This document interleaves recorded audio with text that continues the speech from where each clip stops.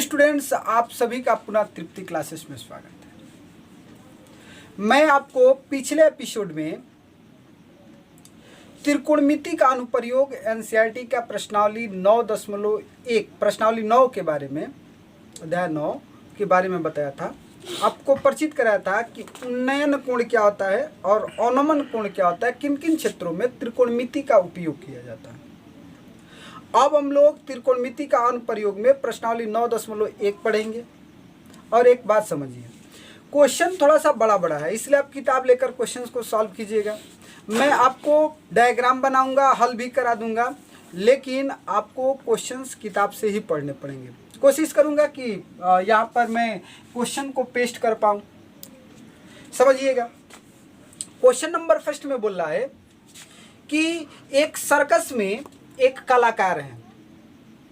वह कलाकार सर्कस में एक खंभा है जिसका नाम AB मैं लिख दिया हूँ, और खंभे के ऊपरी सिरे से एक रस्सी बांधा हुआ है जो जमीन पर कहीं एक बिंदु पर बांधी गई है। ये क्षैतिज जमीन है, समतल है। इस समतल पर यह खंभा है और इस बिंदु से रस्सी को ठीक टाइटली बांधा गया है।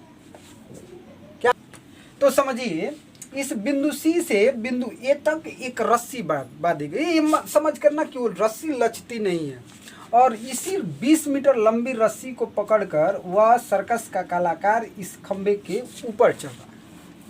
बोला है कि अगर रस्सी तथा समतल के मध्य 30 अंश का कोण बने, यानी उन्नयन कोण है। कौन सा कोण है? उन्नयन कोण। तो इस खंबे की लंबाई ज्ञात कीजिए कि AB की लंबाई कितनी हो। वेरी सिंपल है, समझिएगा। अब आपको दिया क्या है? ये कोण दिया है, तो कोण दिया है तो इसको हम लोग क्या कहेंगे? लंब, और लंब को L से प्रदर्शित करते थे। इसको क्या कहेंगे? आधार, और इसको क्या कहेंगे? कोण। अब आपको एक सिंपल सी बात सोचना है, कोण दिया है और लंब निकालना है।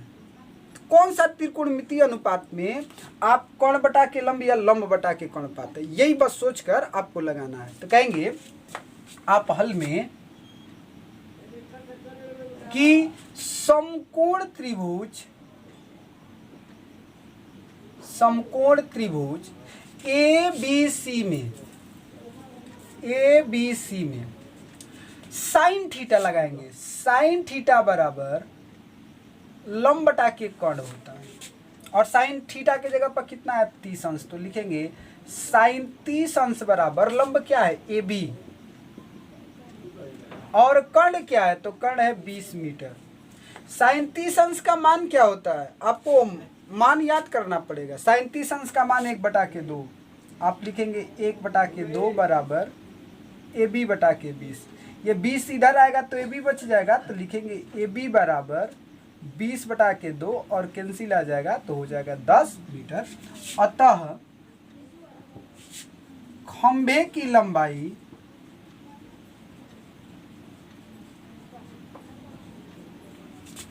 10 मीटर है। कितना मीटर है? 10 मीटर।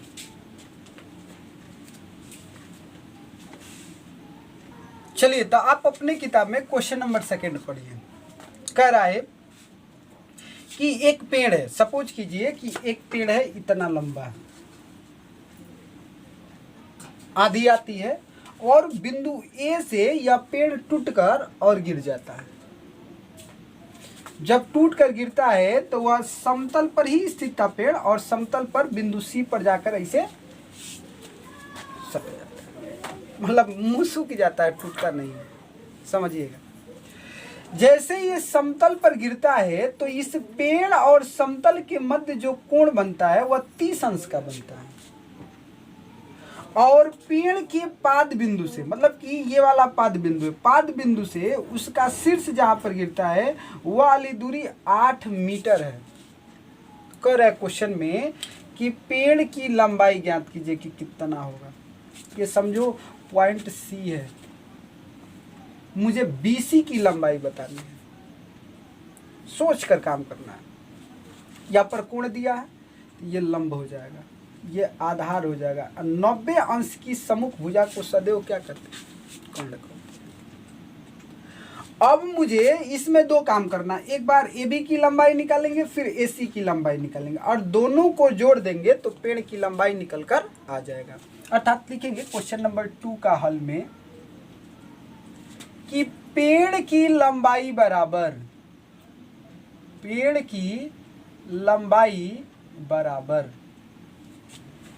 BC।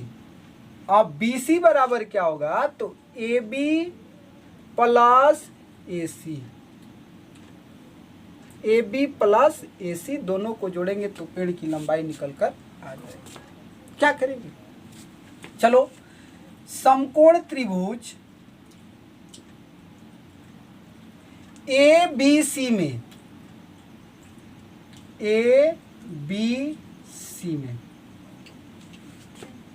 एक बार ना आधार दिया है तो लंब निकाल लेते हैं, अब फिर आधार दिया तो कर्ण निकाल लेंगे।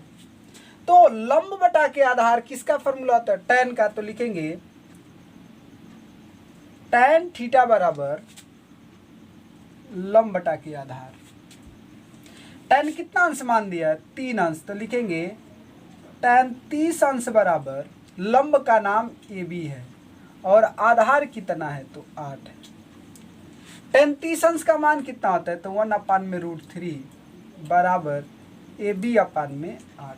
ये याद रखिएगा कि tan 30 अंश बराबर 1/√3, आपको याद करना पड़ेगा सारणी, नहीं याद कर पाएंगे तो नहीं हो पाएगा। यहाँ से 8 को आप इधर ला दें तो AB बराबर 8/√3 मीटर हो जाएगा। नंबर 1 पॉकेट में रख लेंगे। फिर चलेंगे, अब कहेंगे कि समकोण त्रिभुज ABC में, अब ना आधार दिया, मुझे कर्ण निकालना है।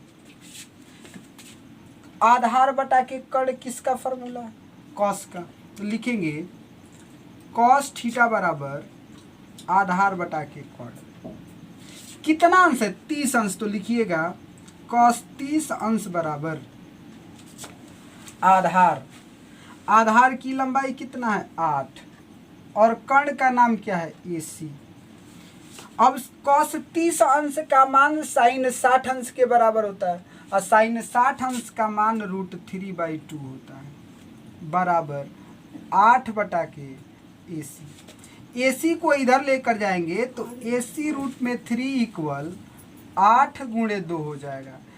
AC बराबर निकालेंगे तो 8 × √2 बटा के √2 का 2 बटा के √3 हो जाएगा।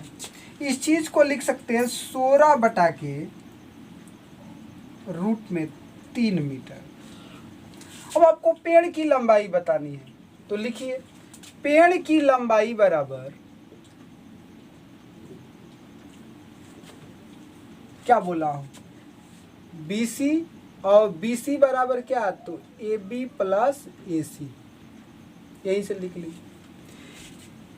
AB की लंबाई कितना निकल कर आया, AB बराबर तो 8 बटा के √3 और प्लस AC की लंबाई कितना निकल कर आया, तो 16 बटा के √3, 16 बटा के √3, लॉसा लेंगे तो कितना हो जाएगा, √3, तो ऊपर हो जाएगा 8 + 16 कितना हो जाएगा, 24 √3। अभी भी आंसर नहीं आया है। हर का परमेयीकरण कर लीजिए। हर का परमेयीकरण होता क्या है, तो 24 √3 में √3 से ऊपर और √3 से नीचे गुणा किया जाता है। हर का परमेयीकरण का मतलब कि हर में जो रूट का चिन्ह है ना उसको गायब कर देना। तो ऊपर तो हो जाएगा 24 √3, √3 से √3 में गुणा करेंगे, 3 और 3 8 24, यानी हो जाएगा 8 √3 मीटर। यही आपका क्या दिया होगा, आंसर दिया होगा। तो आप वीडियो को पुश कर लीजिए या स्क्रीनशॉट लेकर आप ले लीजिए और आगे मैं क्वेश्चन नंबर 3 बता रहा हूँ। तो चलिए अब क्वेश्चन नंबर 3 बताता हूँ, लेकिन उससे पहले आपको एक पुराने ज़माने का क्वेश्चन पूछने का एक बहुत बढ़िया अंदाज बता रहा हूँ। एक दिन एक महात्मा जी से मेरा भेंट हो गया और वो मुझसे एक क्वेश्चन पूछे तुम क्या पढ़ाते हो? तो मैं बताया कि थोड़ा सा गुरुजी आता है तो मैं थोड़ा सा आता है वही पढ़ाता हूँ। मुझसे क्वेश्चन पूछे। क्वेश्चन सुनिएगा कितना खतरनाक है। क्वेश्चन था कि अजीजम 50 हाथ का एक सजर टूट कर गिरा 30 हाथ पर, जो जहाँ गिरा वह वहीं रह गया, मुस्लिम की सूरत वहीं बन गया। अगर ख्वाहिश रखते हैं जानने का जवाब, जानने का ख्वाब, तो फौरन दे दीजिए जवाब। सोचिएगा कितना मस्त क्वेश्चन था उनका। क्वेश्चन था कि अजीजम 50 हाथ का एक सजर, एक 50 हाथ लंबा पौधा था,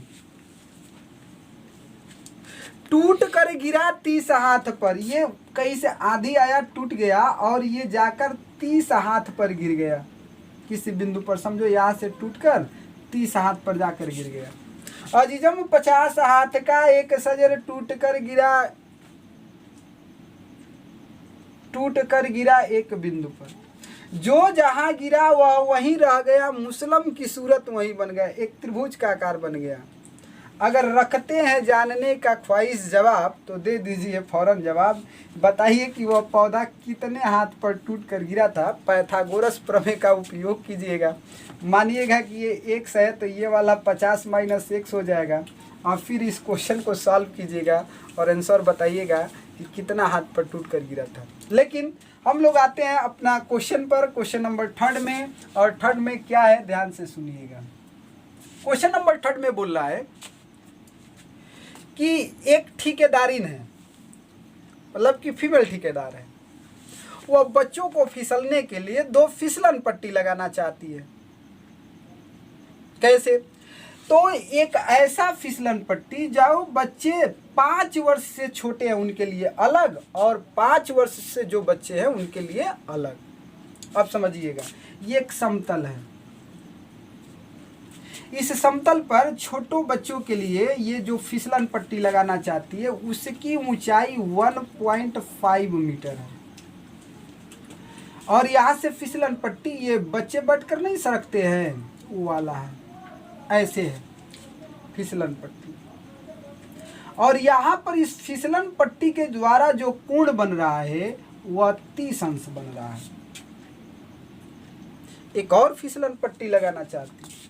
कैसे? उस फिसलन पट्टी की ऊंचाई 3 मीटर रखना चाहती है, 3 मीटर। परंतु यहाँ पर जो फिसलन पट्टी होगी, इस पट्टी का जो यहाँ पर कोण बनेगा, ये कोण 60 अंश रखना चाहती है। कितना अंश? तो 60 अंश। एक 60 दिया है और एक 30 दिया है। ठीक है। बोला है कि प्रत्येक स्थिति में आप फिसलन पट्टी की लंबाई ज्ञात कीजिए। इसकी लंबाई कितना होगा और इसकी लंबाई कितना होगा। मैथ पढ़ ही रहे हैं तो थोड़ा सा चर्चा हो जाए। बताइए, अगर 5 वर्ष से कम उम्र का बच्चा के लिए अगर फिसलन पट्टी की ऊंचाई 1.5 मीटर रखा गया है तो उन्नयन कोण की ओर 30 अंश है, और 5 वर्ष से बड़े लोगों के लिए अगर यहाँ पर ऊंचाई 3 मीटर रखा गया है तो क्यों उन्नयन कोण 60 अंश बना दिया गया है। इस चीज़ को समझिएगा। यहाँ पर छोटे बच्चे होते हैं, भार कम होता है तो ये आराम से स्लिप कर सकते हैं, मुंह धुधुन नहीं फूटेगा। लेकिन यहाँ पर बड़ा बच्चा को सरकने के लिए उसका भार ज़्यादा होगा, और भार ज़्यादा होगा तो उसको ज़्यादा ऊर्जा की ज़रूरत होगी। यहाँ पर गतिज ऊर्जा चेंज होती है, ये स्थितिज ऊर्जा चेंज होती है गतिज ऊर्जा में। तो जितना ही कोण कम रहेगा, मतलब अधिक रहेगा, उतना ही गतिज ऊर्जा ज़्यादा होगी, और जितना ही कोण कम रहेगा गतिज ऊर्जा कम हो जाएगी। यहाँ पर फिसलन पट्टी पर स्थितिज ऊर्जा चेंज होती है गतिज ऊर्जा में, तभी वो बैठकर ऐसे एकदम सोई से सरक जाते हैं। चलिए कोई बात नहीं, हम लोग आते हैं क्वेश्चन पर। क्वेश्चन में कोई जान नहीं है, इसका नाम लिख दे रहा हूँ ABC, इसका नाम लिख दे रहा हूँ MNO। प्रत्येक स्थिति में फिसलन पट्टी की लंबाई बताना। देखिए कितना बढ़िया, इसको बात करें फिर समझ लीजिएगा।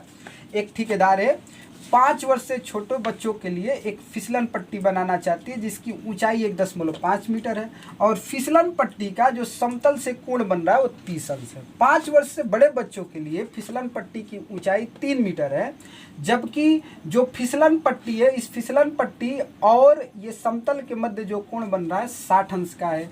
तो बोला है कि प्रत्येक स्थिति में दोनों फिसलन पट्टी की लंबाई ज्ञात कीजिए।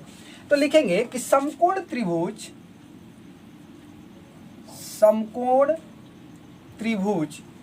ABC में अब देखो लंब दिया है, ये कोण है तो ये हो गया लंब, ये हो गया आधार, ये हो गया कर्ण। लंब दिया है और कर्ण निकालना है। आपके पास ज्ञान होना चाहिए, कुछ भी छवों में चेक नहीं करना है, आपके पास ज्ञान होना चाहिए। लंब दिया है, कर्ण निकालना है, तो साइन थीटा बराबर लंब बटा के कर्ण होता है, तो साइन थीटा लगाएंगे, कॉस थीटा नहीं। आधार बटा के कर्ण क्या करोगे, गोली मारोगे, फायर करोगे हवा में। आधार और कर्ण में कोई नहीं है, तो आप समझिएगा लंब बटा के कर्ण साइन या कौशिक। अगर चतुर बनते हैं तो कौशिक लगा लीजिएगा, और अगर चलाक नहीं बनते बहुत तो साइन थीटा लगाइएगा। समझिए, लिख रहा हूं साइन थीटा बराबर लंब बटा के कर्ण, और साइन कितना अंश है, तो साइन 30 अंश है। साइन 30 अंश बराबर हमको लंब दे दिया है 1.5 मीटर और कर्ण निकालना है, के लिख दे रहा हूं। साइन 30 अंश का मान 1/2 होता है, बराबर 1.5 बटा के को इधर लेकर आएंगे तो के बराबर 1.5 गुणे 2 हो जाएगा, अर्थात 3 मीटर लंबी फिसलन पट्टी होगी। दूसरा बात कहेंगे समकोण त्रिभुज MNO में यहां पर भी लंब दिया है, ये कोण है तो ये लंब हो गया, ये आधार हो गया, ये कर्ण हो गया। लंब दिया है, कर्ण निकालना, फिसलन पट्टी की लंबाई। इज्जत के साथ इस पर भी काम करेंगे। कहेंगे साइन थीटा बराबर लंब बटा के कर्ण, और साइन कितना अंश, तो साइन 60 अंश। लंब कितना है 3 और कर्ण कितना है निकालना है, के लिख दे रहा हूं। साइन 60 अंश का मान कितना, √3/2 = 3/k। इस के को इधर लेकर जाएंगे तो √3 गुणे के बराबर 2 तिहैया 6, के बराबर कितना हो जाएगा 6 बटा के √3। गलती किया, इसको लिख दे रहा हूँ ऐसे 3 गुणे 2, ये हो जाएगा 3 गुणे 2। √3 से 3 √3 बार में कैंसिल हो जाएगा, यहाँ पर आ जाएगा 2√3। समझिएगा, नहीं समझ पा रहे हैं। अगर 3 में √3 से भाग देना हो तो √3 को लिख सकते हैं √3 गुणे √3 बटा के √3। एक √3 से एक √3 क्या हो गया कैंसिल, तो √3 हो गया। 2 से गुणा था 2 √3। नहीं समझ में आ रहा तो 2 गुणे √3 का मान होता है 1.732। गुणा करके देख लो, 2 दूनी के 4, 2 तिहैया 6, और ये हो जाएगा 2 7 14। हासिल लगा 1 2 1 कम में 2 1 3। यानी यहाँ पर फिसलन पट्टी की लंबाई 3 मीटर है, लेकिन यहाँ पर 3.464 मीटर हो जाएगा। बोला प्रत्येक स्थिति में फिसलन पट्टी की लंबाई ज्ञात कीजिए। तो लिखेंगे कि बच्चों वाले 5 वर्ष से छोटे बच्चों की फिसलन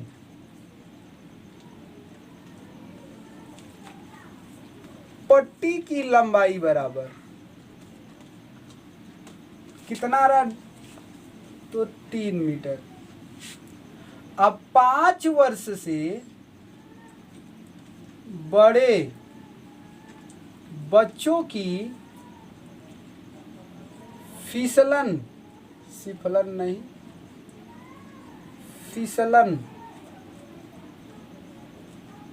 पट्टी की लंबाई बराबर कितना हो जाएगा, तो 3.464 मीटर। यही आपका क्या हो गया आंसर। अगर आपको वीडियो पसंद आया हो तो लाइक करें, मेरे चैनल को सब्सक्राइब करें, और अगर आपका दिल गवाही देता है कि सर अच्छे पढ़ा रहे हैं तो आपकी मर्जी, आप अपने दोस्तों के चैनल को शेयर भी कीजिए, सब्सक्राइब भी कराइए, ताकि आपको डायरेक्ट लाभ मिल सके, मैं ऑनलाइन पढ़ा सकूं। तो आज के लिए इतना ही, फिर मिलेंगे नेक्स्ट डे नेक्स्ट एपिसोड में। Thank you, have a nice day and enjoy your day. हंसते रहिए, मुस्कुराते रहिए, पढ़ते रहिए। जय हिंद फ्रेंड्स।